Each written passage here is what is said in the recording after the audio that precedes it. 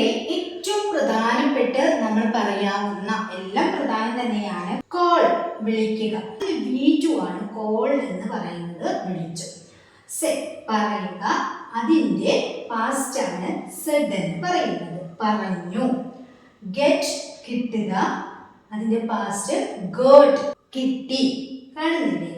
ഇനി ഡ്രിങ്ക് കുടിക്കുക, ഡ്രാങ്ക് കുടിച്ചു.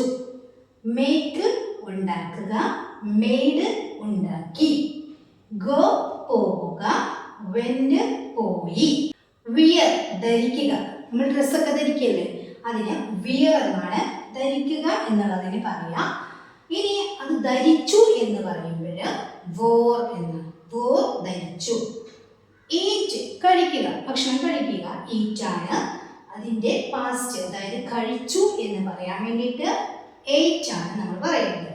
റൈറ്റ് എഴുതുക, അതിന്റെ പാസ്റ്റ് എന്താ? റോട്ട് ആണ്. അപ്പൊ ഇത്രയും വേർഡ്സുകളും അതിന്റെ പാസ്റ്റും ആണ്, അതായത് V1 V2. Okay, thank you.